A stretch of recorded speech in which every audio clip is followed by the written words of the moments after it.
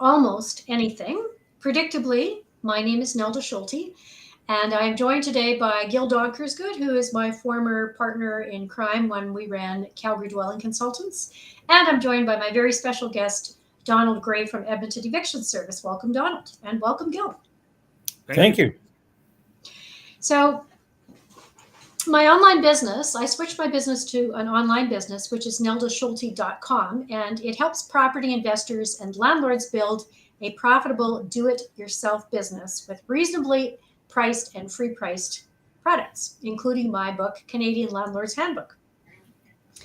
I also offer coaching and free courses and free resources. And I host these programs with subject matter experts because when I started, I stepped in a lot of financial and emotional landmines.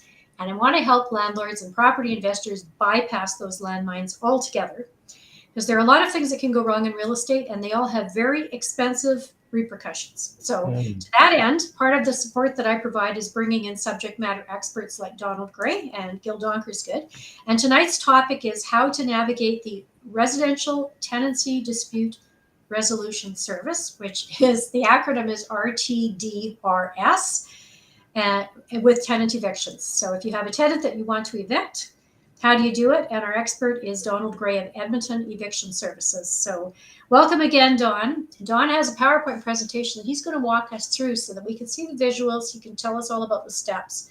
And Gil and I will be asking him some questions throughout.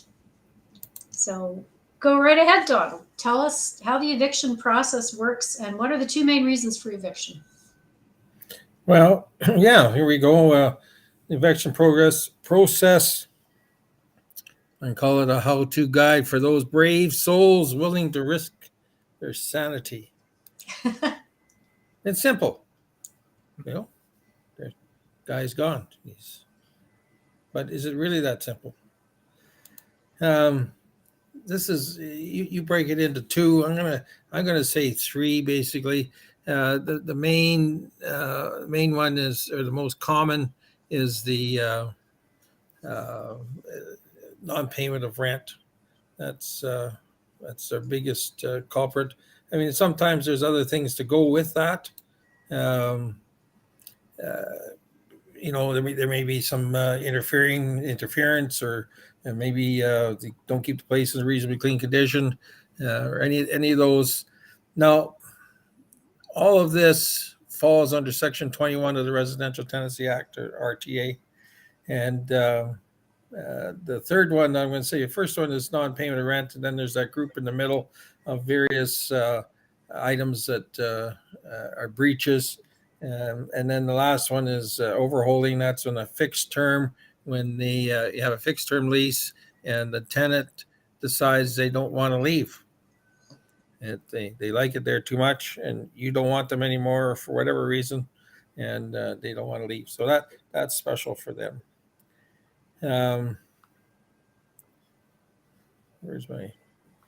So I just want to backtrack just a little bit. Can tenants contest an eviction for non-payment of rent? No, that's the only thing they can't contest. All the rest they can say, no, I didn't interfere, or I didn't. It's in perfectly good condition. It's clean. I didn't do any damages, or I didn't really overhold. The lease is wrong, or something. But if you owe money, you can't contest that. So that's the one reason you can't contest if you're evicting a tenant for non-payment of rent. Yeah, and that's when you, on a 14-day notice, or 48-hour, 24-hour notice, that the 24 hours for if there's violence involved, the 48-hour notice is for non-registered residents or tenants that move in either with the current tenant, or sometimes they see that your place is empty and they move in. That's what the 48-hour notice is for. And then the 14-day notice is the one that surrounds Section 21. And they can write a letter of objection to that 14-day notice, and it null and voids the notice. It doesn't, in my mind, it doesn't really matter because the 14-day notice isn't enforceable, meaning that you can't hire a bailiff to remove the tenants. I mean, you and I can't touch them. A bailiff can, but the bailiff won't go in unless it's a court order. Okay. And, a 14-day notice is just a little poke in the side saying, hey, we don't like what you're doing. Okay, just this picture in the middle is, did somebody put a pool, one of those inflatable pool in the garage. in the garage? Oh, that's the garage. I thought it was in the living room. Well, yeah, I don't think it's in the living room. No, there's a garbage can and stuff back there. Yeah, no, it's garage. And by the way, when I'm looking at Fluffy the cat and the toilet bowl, I was telling Dawn yesterday I had a similar experience. I do allow pets in one of my properties, and the tenants downstairs told me that the tenants upstairs had cats, and so I emailed them and asked them. They, oh no, we don't have cats. And so then I had someone come in and do a property maintenance inspection because it's in a different city than where I live. No evidence of cats. The next day, I get a picture on my text showing a view of the kitchen and the dining room window where there are cats sitting on the ledges. So anyway, I just sent her the picture and said, okay, you have to pay the pet deposit. Because I'm guessing that tenant, his name is Schrodinger. Yeah. So I don't know where they hid the cats, because when the person did the property maintenance inspection, I said, was there any evidence of cats, kitty litter, smell of cat? No, she couldn't find anything. So I'm like, where did they hide the cats? So when I saw Dawn's cartoon, I'm like, aha, that's where they were. I do like it. Yeah. I like the one on the right there. Yeah, let's get out of here. Just bit the landlord. Yeah, gotta go. So what's the process? Here's the process. We'll go through each one as we go. So I'll go through this kind of quickly. You gotta have proof. So you gotta gather your proof, your documents, and then there's 3 different courts. We'll go through that. Assemble the notice of hearing packages. So we have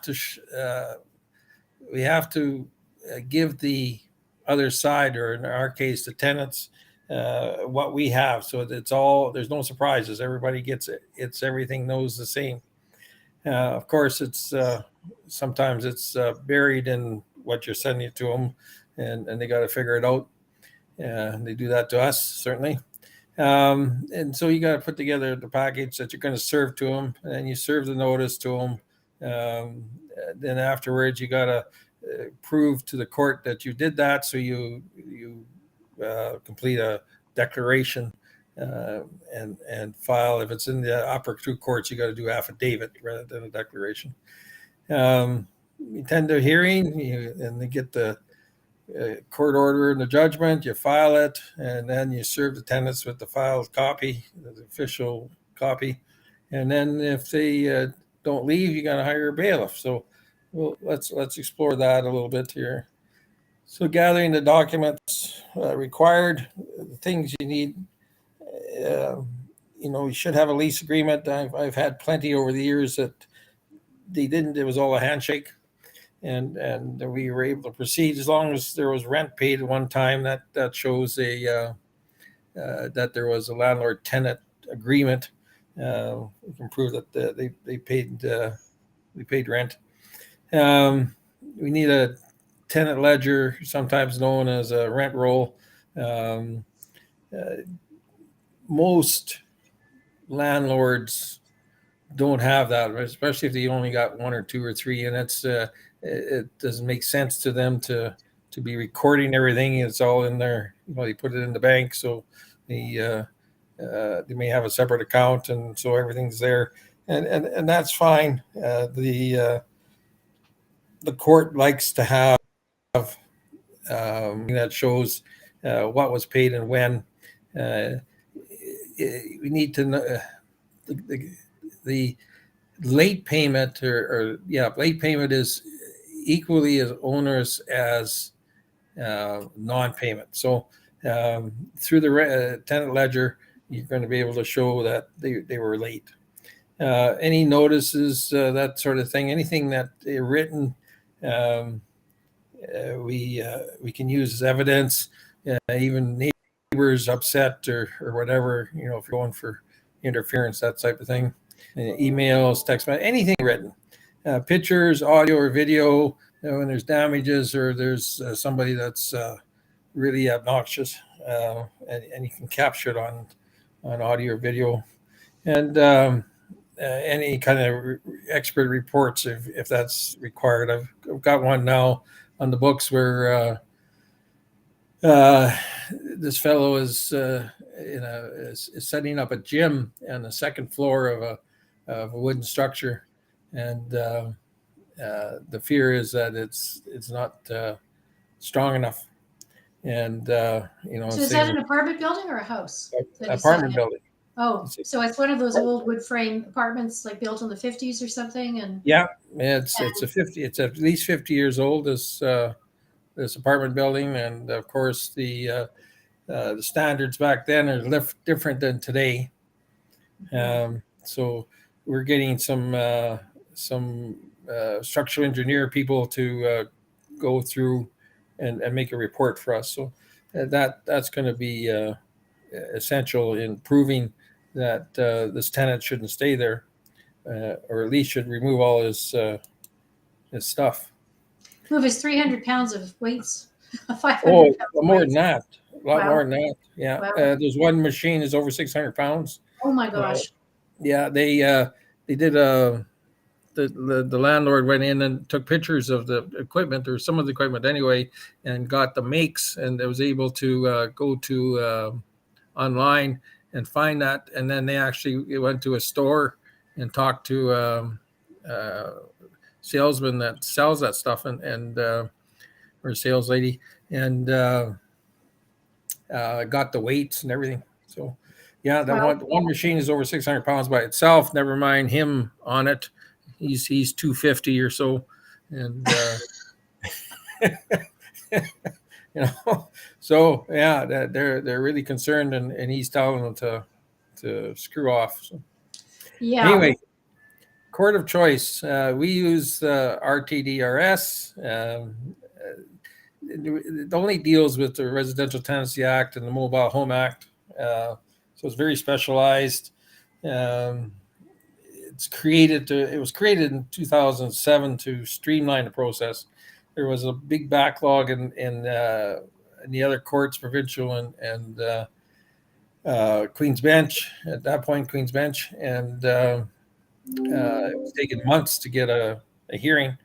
And they're a lot more expensive than the RTDRS here. So the RTDRS not only was to reduce that backlog, but it was to make it more affordable for everybody, including landlords and tenants, to be able to bring their problems to justice, so to speak.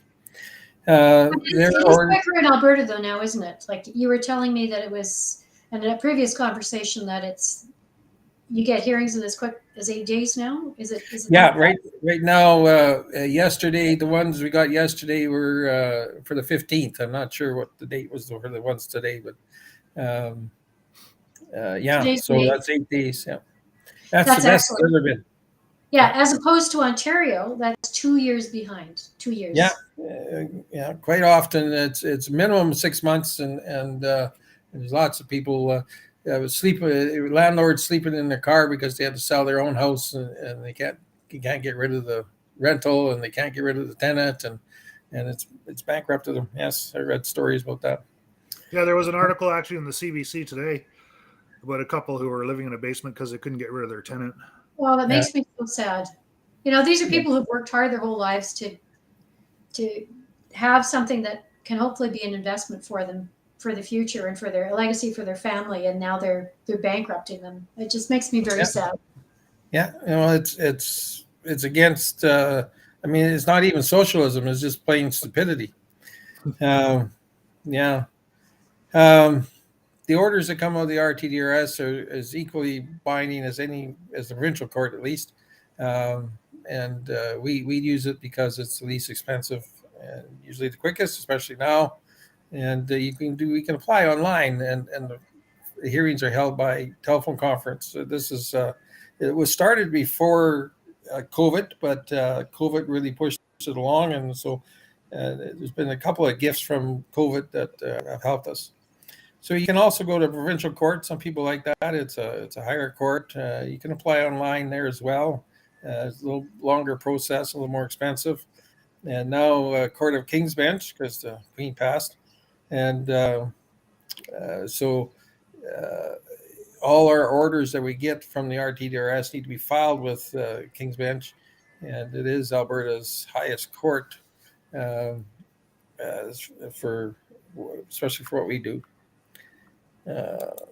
So do you have to choose one or the other? Could you do all three, or do you just No, for somebody who's just saying which one should I go to that's the most thorough or the quickest or whatever? Just one. When you apply, I'm sorry, say again. You just froze. I said, which one would you choose if you had no idea what the difference was between the three of them? What would you do? Well, RTDRS, because it clearly says that it's just for landlords and tenants, so that makes perfect sense to me anyway. Mm-hmm. Yeah. So here's some problems that can happen in an apartment building. It's a little noisy, so he's going to go. And we'll give those people hell. Yeah. Already. The devil's there already. Yeah. Yeah. And then on the one on the right, I get a kick out of that's and this is quite typical, where the lady is more responsible and says, hey, I need money, and he's saying, well, I want to have the nicest car in the area. So yeah, that's quite common. So the application and summary of the notice of hearing. The application needs to have focus, flow, and organization. And that's the best way I can put it. And a method to find particular pages rapidly when you're in the hearing. So you have two chances to shine your side, and one is in the application itself, and in the other when you're at the hearing. So to me, the you need to be organized, have things in a manner that flows and brings focus to the what you want the judge or adjudicator to know, to see, to understand. So each hearing package has a cover sheet. When you apply to the RTDRS, they'll send you back a cover sheet with some paraphernalia of theirs behind everybody's rights. And on the cover sheet is the hearing date and time, and notice to the tenant or the respondent as to what's happening and what could happen if they ignore it. So that goes on top, and then you apply. When you apply, you fill out a form online, and then they send the application back to you in another form. It's different than what you submitted it in, but that goes next. And then after that is all the evidence that you submitted to the RTDRS when you applied. So if you have extra evidence or more evidence comes up, which happens from time to time, before the hearing, you can add it. You got to send it to the tenant at the same time, and it's all got to be done minimum 24 hours before the hearing, and that 24 hours is meant to be one business day, so weekends don't count. And then each registered tenant gets a package. So if you got 5 people living in there, you gotta serve 5 copies when you serve it. So we'll get into. So this is quite the process. This is not, just do this, file that, off you go. I mean, this is you've already just gone through 2 pages. Can I ask a quick one? What happens? Absolutely. So you've got 5 tenants. Maybe one of the tenants is out of town or something, and you can't specifically serve that person.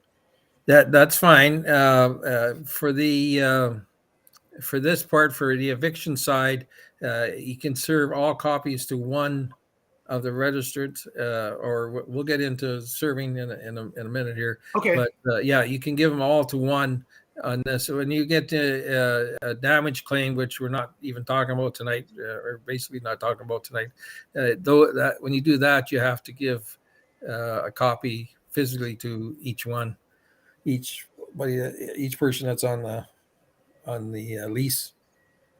So here's what happens when a tenant buys a house. Oh There's no! What are we nobody gonna do? to pay for fixing. Yeah, imagine that. Yeah, like when I bought my first house, I used to think $500 was a lot of money to spend on something, and Yeah. then after you get a house, when you have repairs, I remember being ecstatic because my garage door wouldn't open, and it only cost me $500, and I was so happy. I was like, Yeah, $500 is chump change when you own a house. that's right. Yeah, your roof for now is 8 or 9,000.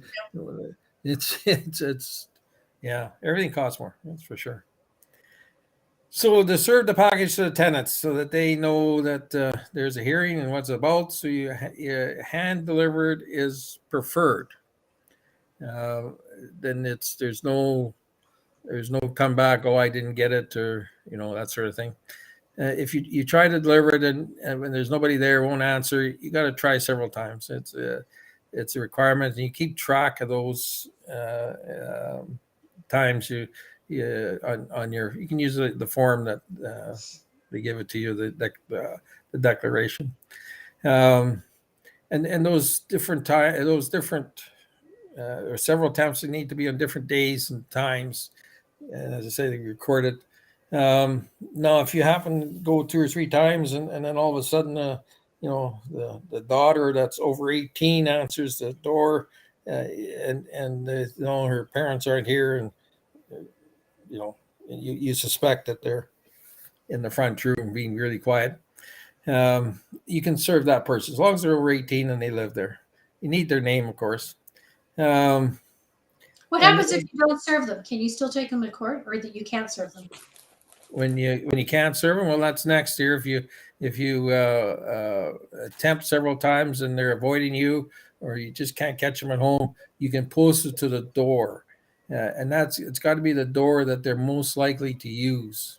So often in the house, that's the back door, the garage door, that sort of thing, from the garage door type of thing. So when we did that, we would take a picture with our camera or with our phone and use that as evidence that we'd actually put the document on the door. So we tried to have some kind of identifying characteristic on the door so that they couldn't say, well, it's just any door anywhere. And we date and time stamped it. Yeah. I mean, when you fill out the declaration, that's you swearing that I did it in this manner.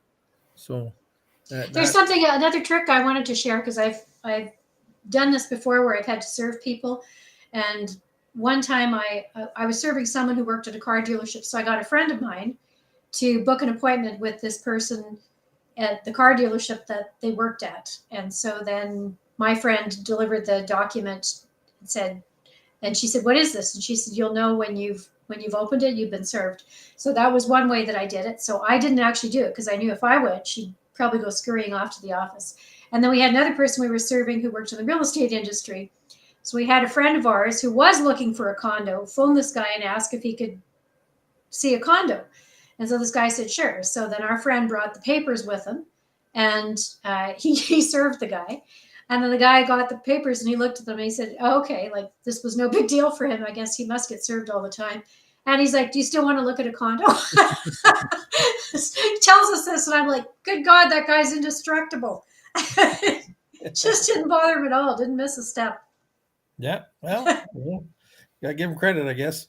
Professional. Yes, but I was going to say, you don't always have to. You see creative things on TV where people are, coming with a coffee and they trip. The other person goes to help them and they see been served. So I started thinking creatively when I was doing that as well, because I thought if they see me coming, they're going to run off the other direction. So how can I serve them the first time? So that's what I did. Those are my tricks. Now you know them. Yeah. Well, we've done various things over the years. I've had one I served right at the RTDRS. I was going out the door with her package under my arm, and here she's coming in. She's going to file against the landlord. So I served her right there on the steps. That was You saved me some work. Thank you. yeah. Thanks for coming by. And we've done all kinds of things. I've served people at work and at different. I've had a couple that went to the that were placed in. What's the right word for it nowadays? The loony bin, I used to call it. At the hospital, they were taken out of their house, and I've served them in the hospital. Oh, well. I had a friend with me one time. He was thinking that maybe he'd come and work for me part time and doing some serving, and I took him to I think it was the Grey Nuns, and there was the fellow was in there. And he just, when he realized that we're going to serve this guy in the hospital, he turned completely white and wouldn't go in. And I went in. I mean, I got this job, and he followed me. And then he was peeking around the door while I was in. They had to go get him. He was in the games room or whatever. And this guy comes, and I served him right in the middle with all the nurses watching. And so yeah, he I don't know what he thought, that this guy would go nuts or what. But he was pretty scared. That's what your friend He was scared, yeah, and then just so that kind of ended his career before it started. Yeah. So one of the things that COVID brought us is the ability to email the package. You need to have proof that you had correspondence through that email with the tenant beforehand, so you can have that in the package, and so then you can email it to them, and you need to have proof that they opened it. So we have a program that we pay for monthly that it tells us every time that package is opened. And we've had some that were opened 8 or 9 times in one day or more. And we have 2 pages full of openings in 3 or 4 days. But that proves it. For the person at home doing one of these, most email programs have the ability to do a open receipt. And you need to open that and click that on so that they can click that they opened it, or it comes through that they opened it, and that's what you need to prove that they got it. And with any of those, you still have to fill out the declaration of service, and then you file that with the RTDRS afterwards. So it used to be an affidavit, now it's a declaration, so it's you don't have to go find the Commissioner Wolf's. And here's some tenants that have problems with That's such a cute little dog. yeah. Oh, I didn't know it I was a tell dog. you, no plants in this apartment. No plants. I like the other one. Yeah, he dumped me, so I'm dating his landlord. We increased the rent tomorrow. There's justice for Revenge you. is sweet. Yeah. So now you're going to attend the hearing. Currently, the RTDS hearings are by teleconference. You've submitted all your evidence right at the beginning, and everybody's got everything. Then the RTDRS adjudicator calls the applicant first, which is usually us, and then if I have an owner that wants to be part of it, then they call the owner at that point, and then call the tenants, and then the adjudicator explains the process, the rules. One of the big rules is that only one person speaks at a time. That can be extremely difficult for some people. Yeah. So the claimant goes first.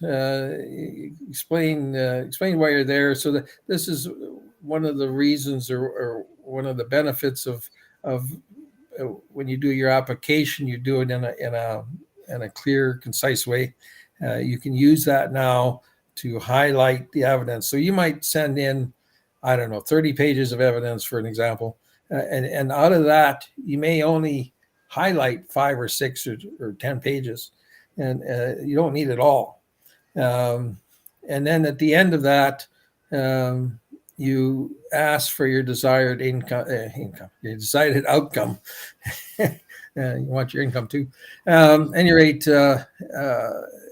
if you want possession, you tell the adjudicator, we're looking for possession as soon as possible.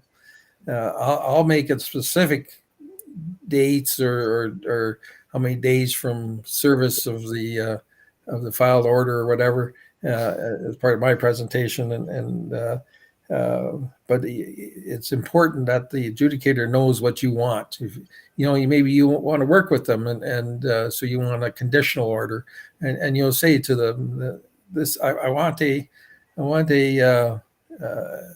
be able to make a plan with these people, and they're good otherwise, or whatever, and then the judge knows where to go from there, the adjudicator.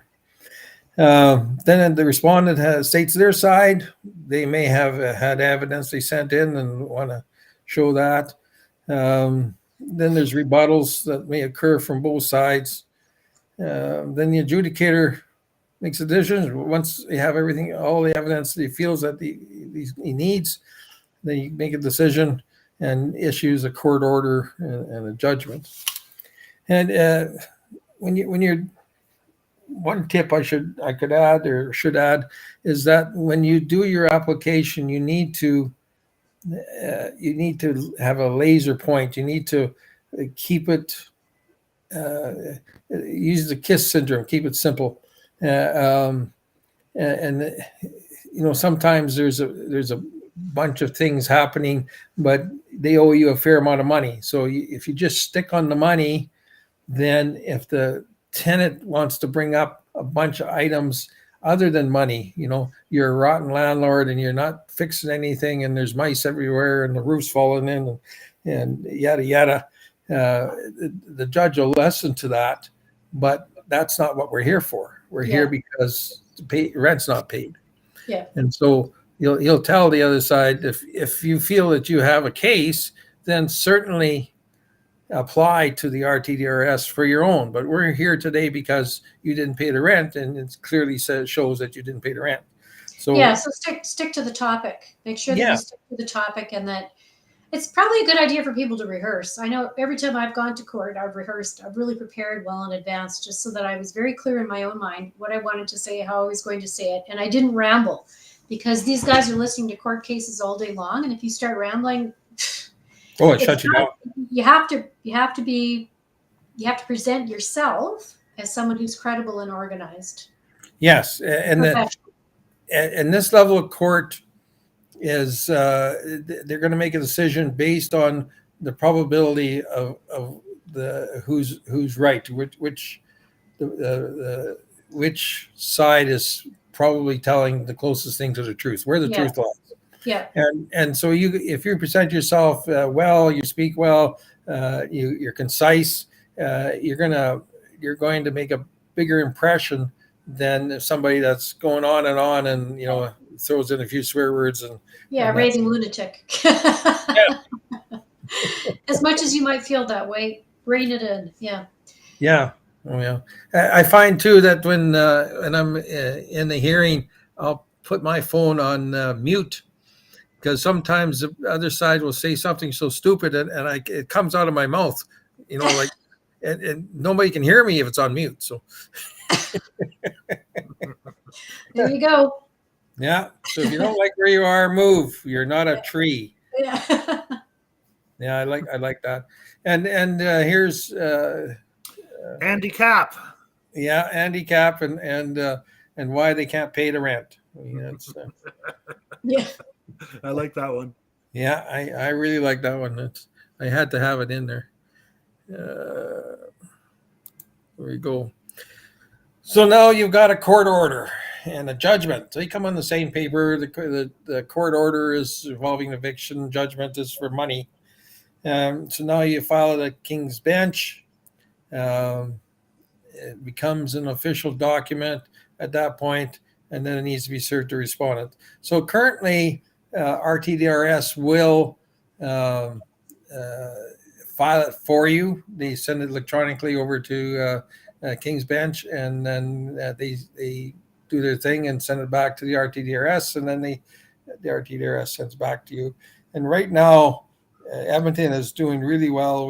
We're getting them back same day, or sometimes the next morning, if it's an afternoon hearing. There's other places. I understand Calgary is it can be up to 10 days. So I think it's a what do you call them, a staffing problem.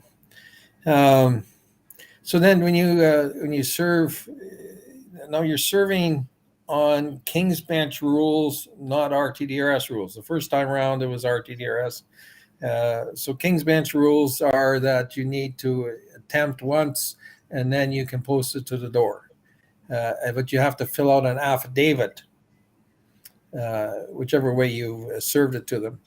And so you gotta, you fill it out, ask for it. The thing to remember is to ask for it in advance, or you can get it online. They don't like the one that you get when you go to file. They don't like the one that is online. Number 49 is the right one, but they've got a different version of that. So you need to get a copy of the King's Bench version and the filing version, and fill that in. It's got a second page where it lists the various ways you can file, and you choose the right one and fill in the information. I'm just going to stop you and ask you a question, Don. Is this information, if somebody wasn't watching our presentation, if they just wanted to do this on their own, is all this information that you're giving us, is this in some sort of a brochure with the Court of King's Bench or with RTDRS, all the steps that they go through, or would they just have to talk to somebody like you who's gone through it to know what to do? Because I mean, the RTDRS is good. They have a fair amount of information for their service. King's Bench is a little different. They expect you to know. It's kind of like, the ignorance of the law is no excuse. So they kind of expect you to know. The people at the wickets are good, though. They I haven't seen.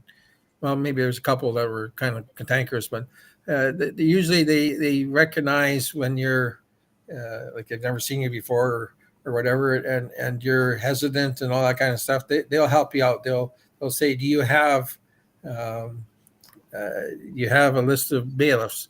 And we'll give you a list of bailiffs. So here's the form you need, and that sort of thing. So they're good that way, but it certainly takes longer when you don't know what you're doing.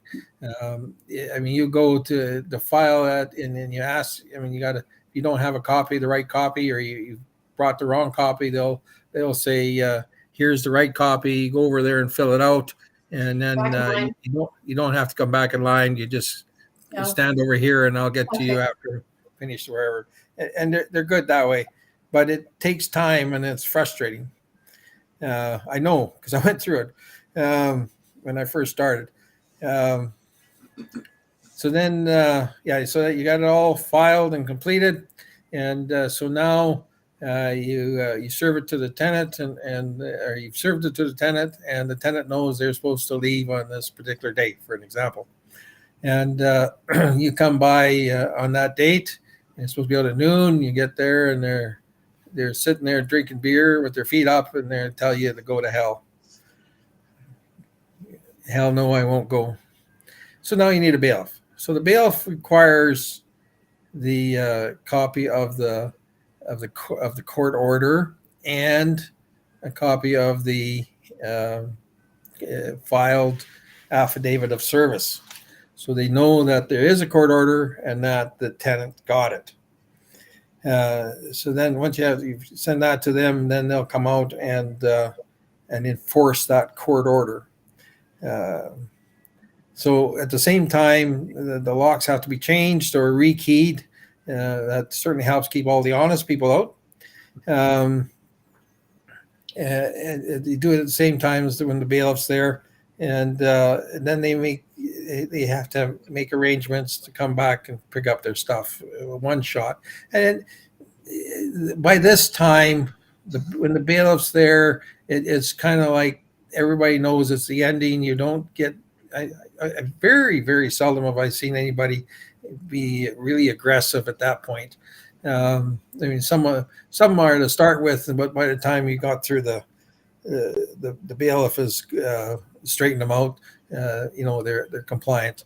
And Are bailiffs usually big guys? No. In fact, there's a couple of ladies. Well, there's 3 ladies. One's quite slim, a younger girl, and she does well. There's one of the fellows. I think he's one of the longest serving bailiffs that certainly with Servant anyway. That's who I use. He's been there 20 some years, I think, or 30 years. Anyway, 30 years, I think, and he's like 5'6", maybe 130 pounds. We're not talking big people here. No, there are some big guys, and certainly the one I use is a lady. She's done this for about 25 years. She's so nice and gentle and everything until she gets to the door and she takes out her badge, and it's just like she changes. And she goes in, she takes control, goes in and directs everybody and gets the show on the road and answers the questions and handles, sometimes usually women get belligerent more so than men. I mean, some men do too, but she handles all that. And then as soon as it's over, she's back to being a nice, kind, gentle soul. Good for her. Yeah, I love her. She's a great person to work with. So anyway, they got to come back one chance to get their stuff, and so how it's put to them is that they need to get people and trucks and boxes and bags and pizza or whatever they need in order to facilitate the movement all in one time. So if you usually allow 8 hours for like a 3-bedroom house. Type of thing, maybe 3 or 4 hours for a 1-bedroom apartment type of thing. So it's on the judgment. If they won't or decide that they can't get their stuff, the rule of thumb is it has to today's value of the goods inside that house has got to be $2,000 or more before any action is taken. If it's under $2,000, then if it's left behind, it can be hauled to the dump or sold or burnt or whatever. And the bailiffs keep up on that. You got to think auction sale price, garage sale, Kijiji sale type of pricing. So nobody wants beds, mattresses, box springs because of bugs. Same thing with couches unless they're leather. So, I mean, there's got to be something really big. In all the ones I've done, there's only been a couple that, maybe 4, I guess, that had items that totaled more than $2,000. And in the one, there was a couple who really felt that they were mistreated. And so they bucked everything all along the line. And the owner ended up, you have to go to court to get permission. You got to itemize everything. And then you got to go to court and get permission to deal with that. And he did all that. And he he sold everything off, and there was more that they owed him a lot of money, but there was a couple of vehicles that I think there was a truck that was worth was sold something like $15,000 or something. Oh wow! So So- it was property that was on the property, not Yeah. parked in front of the street. It was on the property. Yeah, it was exactly right. It's in the garage and the back and all that stuff. So he ended up after all his expenses, he gave him he still got some money back. So, but that took the most part of a year. Oh well. And but most of the time it's nothing. I had one lady who I don't know what she did for a living, but she had her extra large king size bed, king extra, or whatever it's called, in the front room, and she had cameras all around. Okay. And she had Sometimes. yeah, and she had two kayaks sitting in the hallway, and some really expensive stuff. She had a bow and arrow set, and I knew it was in excess of $4,000 because I was just my uncle had just bought one, and I had spent some time with him going over choosing which one. So I could tell from what it was that this was a very expensive bow and arrow set. It was for hunting with the pulleys and all that.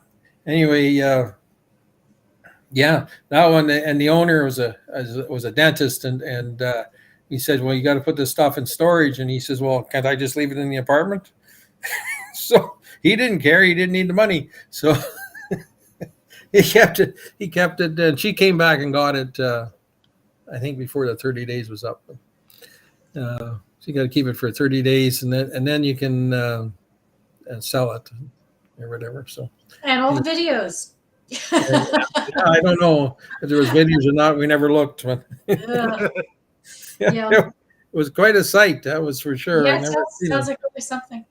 Okay, Yeah. so we got through that. Yeah. So Knock them out. yeah, no, you got them out. So they're here. They're evicted. You have success.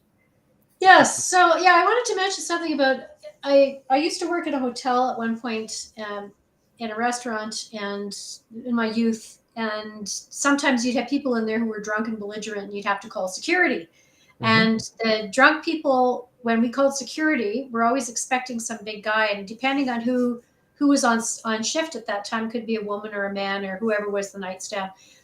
But what always used to surprise me was when the woman came out, because she was a well-dressed, professional-looking woman, not a big woman, and she would shake their hand, introduce herself, and you could see the look on their face, even though they were drunk. They were like, what? They just were not expecting a woman. They weren't expecting someone professional to shake their hand and introduce herself to them and to talk rationally and say, we got a bit of a situation, but I think we can work this out. And she talked them out.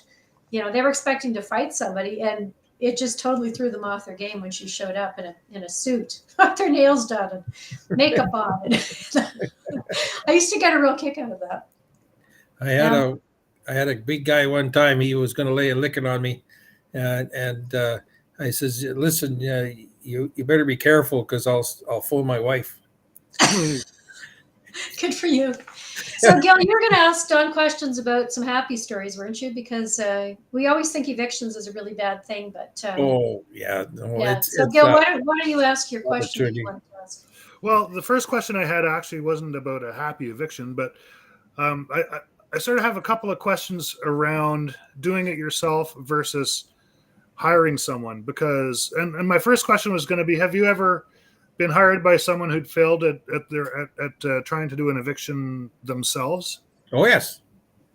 I've had a number of times I've had where they come right up to the end and got cold feet because they were going to go into court. They've never been into court before, and I get to call at the last minute to bail them out and represent them. So, yeah, I've had several that said, I've gone to RTDRS and they're stupid and they didn't rule in my favor, and it was clear to me that they should have, and I don't want to do do that anymore with them, so I'll hire you to do it. So yeah. Yeah.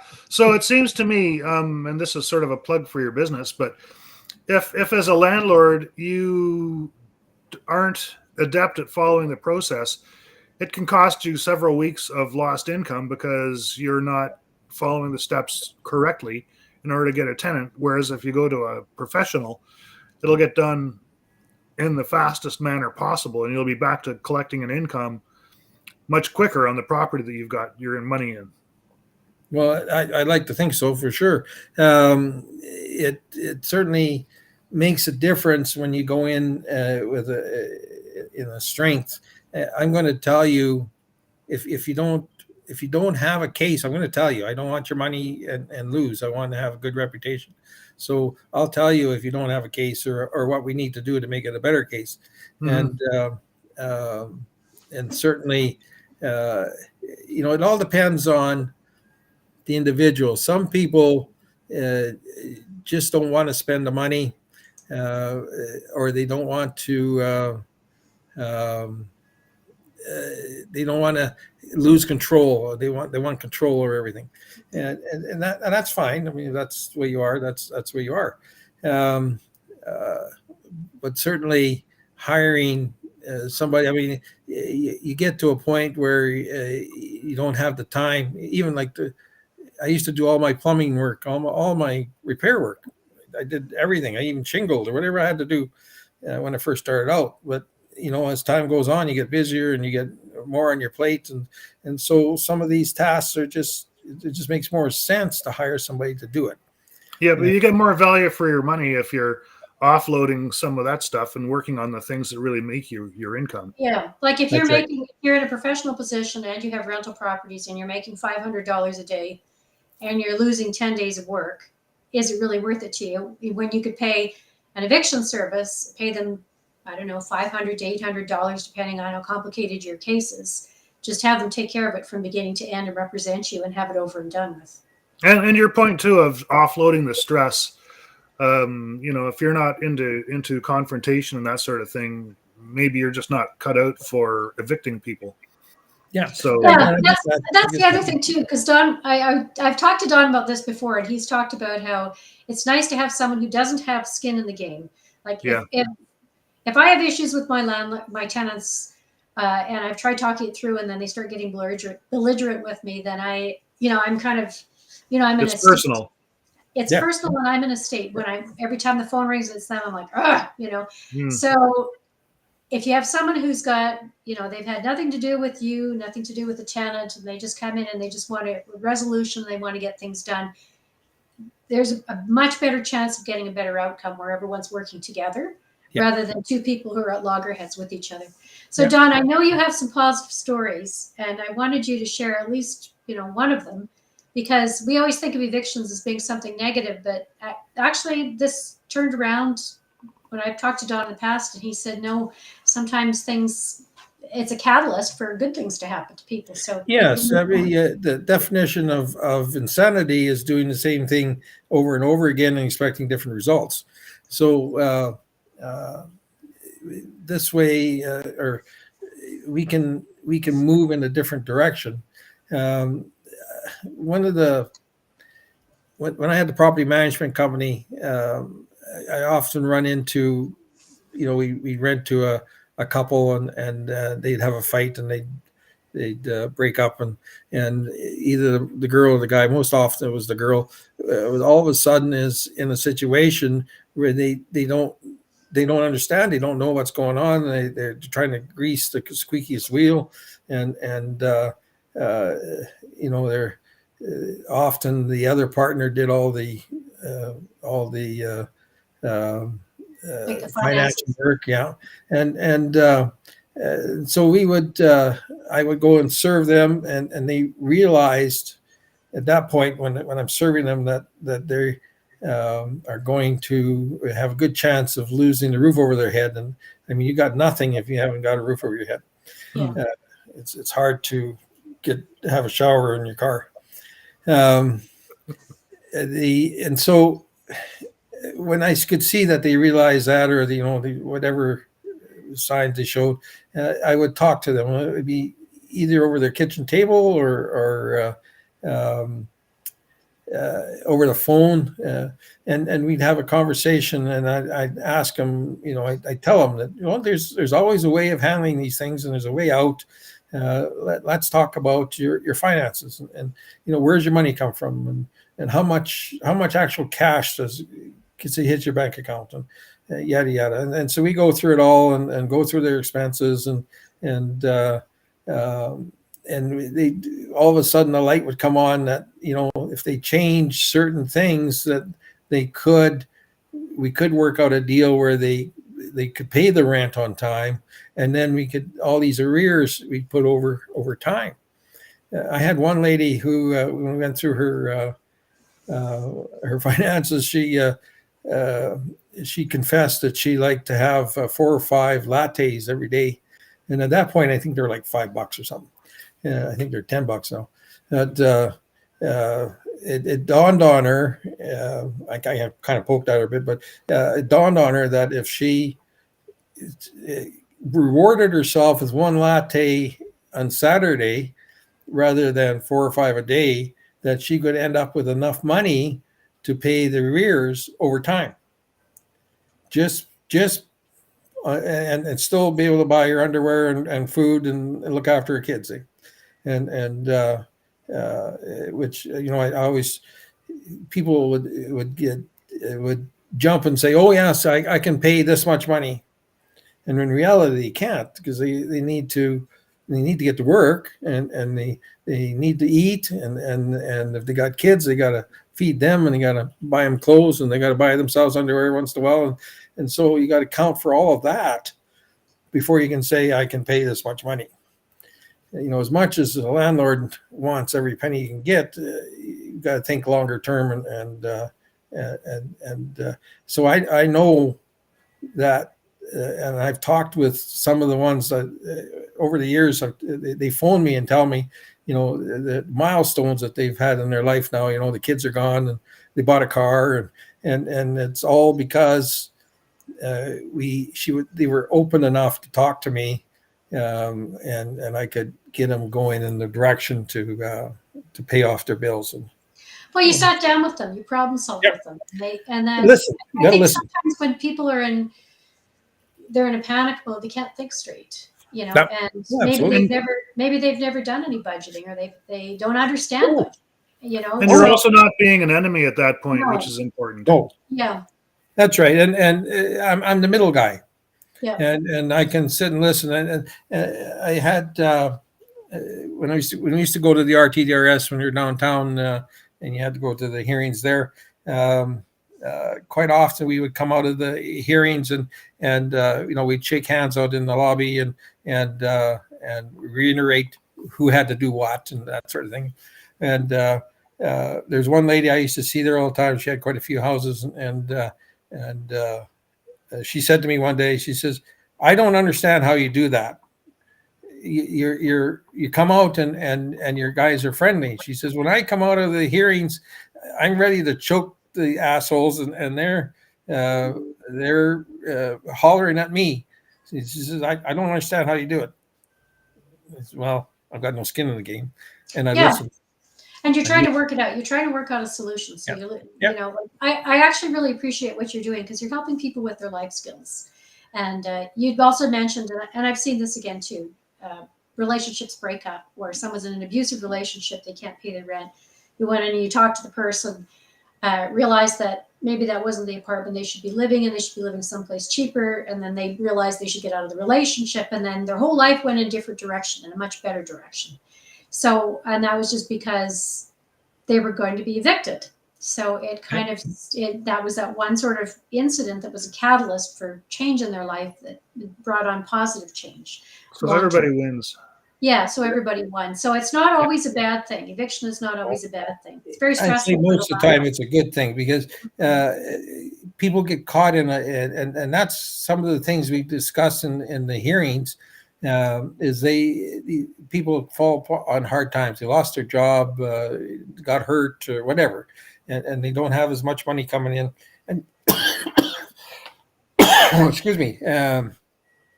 don't have as much money coming in, and it's really hard to change your lifestyle.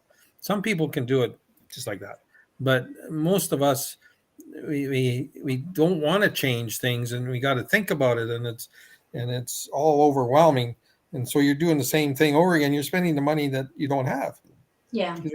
and so. That I've had many of them come out of the hearing, and they'd say thank you for giving me a way out, and that's what it was. So they moved on to another.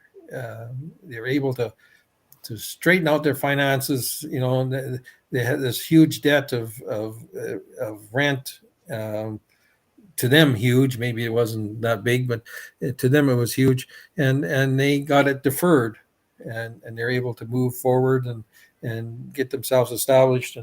And I've had landlords call me and say, the guy paid. I never expected him to pay. He paid. And I've had different ones, even my own units, where they phoned me and offered to pay. Especially the ones that were, maybe they were into drugs and stuff, and they get rehabbed. And I've had a number of them, 3 or 4 at least, anyway, that have they called me and they say we have to make restitution, and how much do I owe you? Mm-hmm. And we'll make a deal. One guy owed me, I think, $2,000, and he says, all I have is $1,000. Will you take that? And I said, absolutely. Well, that's very nice. Yeah, very nice of him and very nice of you. Well, Probably $1,000. It's probably $1,000 you never thought you'd see anyway. Exactly right. Yeah. Exactly. Yeah. And you're both happy. So that's Yeah. great. So Don, if people want to get in touch with you, how do they get in touch with you? Through you can check out my website, EdmontonEvictionServices.com. You can email me at don@EdmontonEvictionServices.com, or you can call me at my phone. I have my cell phone, 780-974-8427. It's on pretty much all the time. So, yeah, I like to talk to people, I like to help people. So that's great. I'm glad to hear that. Those are kind of heartwarming stories, because you always think of someone with an eviction service as some big mean guy with a dog. Yeah. but not someone who's like, let's work it out, let's talk it out. Tell me what's going on with you. What's happening here? What would be a good solution for you? Let's figure it out. So I'm very glad to hear that. That's very heartwarming. Yeah, and I'm going to say at least 80% of the people I come up with are willing to talk. There's always that group that are belligerent and they're just mad. They need anger management, or they need to slow down and take a look at what's happening around them. Yeah, they're hard done by. A lot of them, I think, are what's the right word? The right word's escaping me, but entitlement. Well, there's entitlement. That's more so in the younger generation now. The 20s, 30s, late 20s, early 20s, that sort of thing. No, they don't believe in themselves. They don't have confidence. Wow. Yeah, and so they lash out. Okay. Well, that's a way of looking at it too that I hadn't a perspective I hadn't considered. So that's good to hear. But we're getting to the end of our hour. In fact, we're past the end of our hour. So we know how to get hold of Don, and Don's given us some really good tips, walked us through the processes. And I know there's one burning question I've saved to the end that I know that everybody's wondering. How can I get my hands on a copy of the Canadian Landlord's Handbook written by Nelda Schulte? Yeah, and that's happen to have a picture of one right here. Look at that. Look at that. Yeah, it's upside down backwards. It's backwards. Amazon.ca, Nelda Schulte, and you can get your copy either $1.49 for the Kindle version or $18 for the hard copy. Nothing like a little shameless advertising at the end of my program. And So I tell thank you again, Don, for sharing. Thank you for warming the cockles of my heart, whatever a cockle is. Yeah. Thank you, Gil, for joining us. And thank you both for wearing those mega beards. I'm the only person without a beard here, feeling kind of naked, you know. I could put something on my face here. Naked's fine. Yeah, naked's fine. So And I remember got to mention, I need to mention that I have a copy. I have 2 copies of your book. I'm going to give one away to somebody that's looking. So I might be hitting you up for another one. Well, that's excellent, because Tom was one of the first people to ask me for a signed copy, and I was very happy to do that for him and ship it off. So yes, thank you very much, Don. And remember to like us on YouTube, like us on Facebook, like us on Twitter, and tell all your friends and family and colleagues, because there are a lot of people who need this information and they don't have to be struggling. There's lots of help through my website, neldaschulte.com, and lots of help through the videos and lots of help from our guests. So please utilize our skills and our information and have yourself a wonderful night. Thanks again, Don and Gil. Thank you very much. Thank you. Okay, Good to see you bye-bye. again. Bye for now. Bye-bye. There we go. You got quite the rugged look there. It's been a few months. It's my sailing gear. I was going to say you could be up in the north, and They're actually going to get me to do Santa Claus this year. good for you. Yeah, well, that's a good gig. That's a good gig. It